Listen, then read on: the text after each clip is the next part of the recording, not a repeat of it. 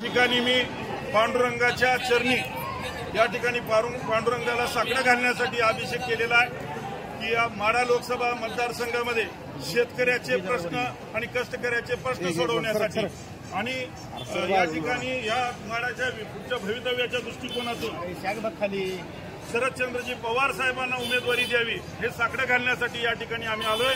जर पवार साहेबांना जर उमेदवारी नसेल तर या ठिकाणी गेल्या अनेक वर्षापासून लढा देणाऱ्या गणपतराव देशमुखांच्या विचारांचा आणि कार्याचा खरा वारसदार म्हणून मला या ठिकाणी उमेदवारी द्यावी हे मागणी करण्यासाठी मी या ठिकाणी साकडं घातलेला आहे। आणि सगळ्या जनतेलाही आम्ही या ठिकाणी तालुक्यामध्ये प्रत्येक तालुक्यामध्ये शेतकऱ्याचे सगळे साहित्य घेऊन प्रत्येक तालुक्यामध्ये हे अभियान 2 दिवस राबवणार आहे की एक तर शेतकऱ्याच्या पोराला कष्टकऱ्याचा जनतेसाठी लढणारा 20-25 वर्ष गणपतराव देशमुखांच्या वारशाला तर एक माझ्यासारख्या उमेदवारी द्यावी, नाहीतर आदरणीय पवार साहेबांनी स्वतः या ठिकाणी उभा राहावं हे साकडं घालण्यासाठी या ठिकाणी विठ्ठलाला आम्ही या ठिकाणी अभिषेक केलेला आहे। गेले 10 वर्ष झालं शेतकऱ्याच्या प्रश्नाला, डाळिंबाचा प्रश्न असेल, द्राक्षाचा प्रश्न असेल, ठिबक या सगळ्या प्रश्नाकडे कुणीही लक्ष देत नाही। शेतकऱ्याच्या प्रश्नाची जाणीव नाही।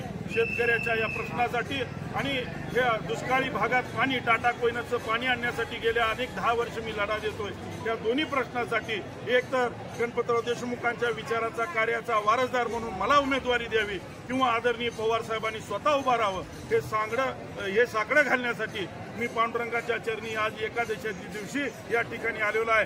पांडुरंग माझी प्रार्थना मान्य करेल अशी या ठिकाणी अपेक्षा करतो आणि सगळ्या जनतेला पुन्हा एकदा आवाहन करतो की आपण पुढच्या काळामध्ये वारसदार, जात, पैसा या मुद्द्यावर निवडणूक लढवण्यापेक्षा शेतकऱ्याच्या प्रश्नावर, माढा लोकसभेच्या आणि राज्याच्या प्रश्नावर आपण निवडणूक लढवूया हा निर्धार आपण करूया।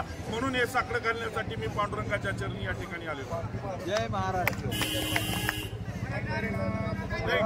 गेल्या वेळी उमेदवारीचा आग्रह केला होता, परंतु त्यावेळीची परिस्थिती वेगळी होती। आदरणीय आमदार साहेब स्वतः होते, त्यामुळे आमदार साहेबांचा शब्द डावलणं मला चुकीचं वाटत होतं, म्हणून मी या ठिकाणी तो संघर्ष केला नाही। परंतु आमदार साहेबांनी विनंती केली होती की आपण जर संधी मिळाली तर तुम्हाला जरूर संधी देऊया।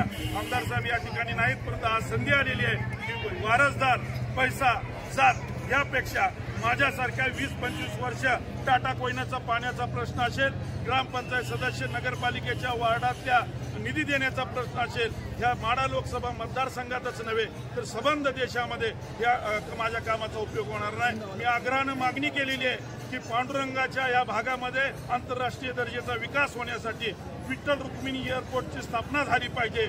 मला जर खासदार केलं तर पहिली मागणी माझी असेल की विठ्ठल रुक्मिणी एअरपोर्ट या ठिकाणी झालं पाहिजे आणि हे या सगळ्यासाठी हा आग्रह मी या ठिकाणी केलेला आहे। पुन्हा एकदा आपल्या माध्यमातून मी महाविकास आघाडीच्या सगळ्या नेत्यांना आवाहन करतोय की स्वर्गीय यशवंतराव चव्हाणांचा आदर्श डोळ्यासमोर ठेवून, स्वर्गीय बाळासाहेब ठाकरे यांचा आदर्श डोळ्यासमोर ठेवून एक कष्टकरी पोराला, कामकरी संघर्ष करणाऱ्या पोराला तरी उमेदवार द्यावी, नाहीतर वारसदार, पैसा, जात याला बाजूला सारून खुद्द शरदचंद्रजी पवार यांना महाविकास आघाडीनं उमेदवार करावं यासाठी या